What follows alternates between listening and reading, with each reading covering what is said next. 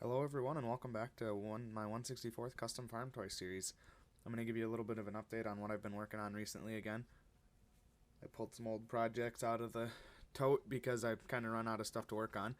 This is the bin for my 9660 combine that I'm working on, and it had the factory John Deere extension on it, which is kind of an octagon shape. And the combine that I'm modeling it after, I'll throw a picture up here in the video so you can kind of see what I'm talking about. But the combine that I'm modeling it after has a square grain tank extension. And so I had to cut the stock one off, and then I've got to make a little rail that goes around it to set the new one on top of, and I'm going to make the new one out of styrene. Here's the combine that I'm actually modeling it after. You can see if you look just above the cab, there's that kind of that lip that goes all the way around it. That's part of the grain tank extension, and so I'll have to build that, and then I'll build the grain tank extension to go on top of that. But this is what I'll be modeling it after.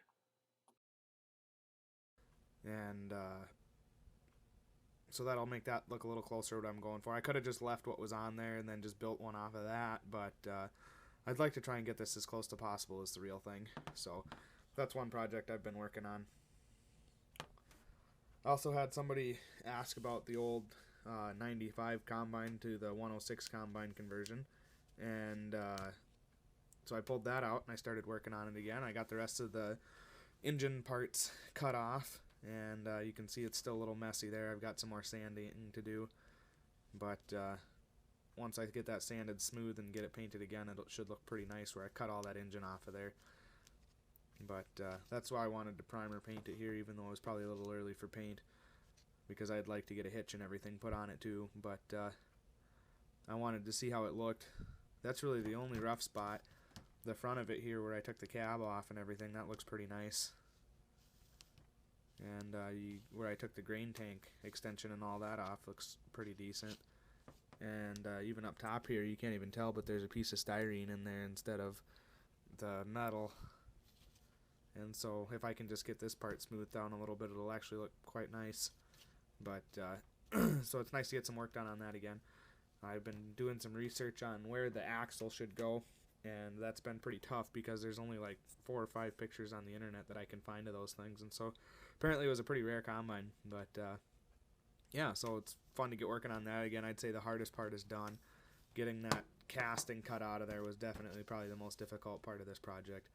But I can't say that because I haven't started building the hitch yet, and I'm not sure how easy that's going to be either. But that's where I'm at with that, and I'll let that paint dry a little bit more before I start sanding, but then we'll do some sanding on that and see if we can't get it smoothed up a little bit more before we start working on the hitch.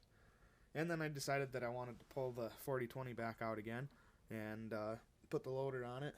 Now I'm modeling this after my dad's 4020, and so that's why the loader's blue, in case you're wondering, because I'm not even sure what brand loader we have on it, but it's kind of an old cobbled together one, and the loader that's on it is blue, and so that explains that.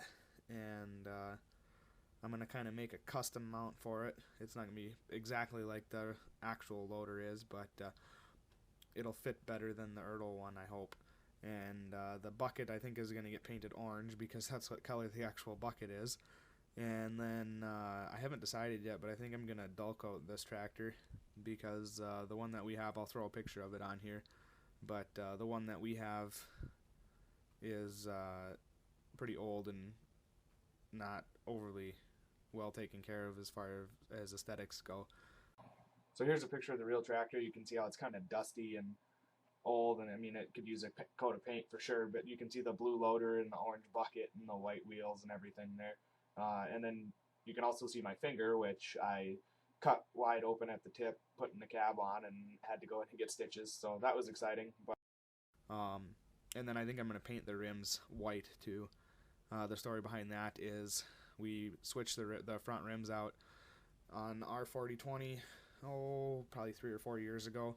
And the reason we did that was because the rims that were on it were getting to be in pretty bad shape, and it was hard to find tires for those rims anymore, and so we put a wider rim on it, which is why I've put the flotation tires on this one, because we have wider tires now. and we just never got around to painting them yellow, so the rims are still white. And so I'll probably add that bit of detail, and I thought about maybe putting cab glass in it, but we'll see on that one. I'm not sure how easy that's going to be on this cab. Probably not too difficult, but we'll see what happens. So that's kind of where I'm at, and hopefully I can get some progress done on these different projects here over the next couple of days. It's supposed to get really cold outside, so I probably won't spend much time out in the shop working on that. So if I can get to the hardware store tomorrow and pick up some small screws and stuff like that to put the loader together, then we'll probably get some progress on that for sure. And I'd like to start working on the hitch for the combine. So thanks for watching. Please leave a like, share, and subscribe, and check back for more.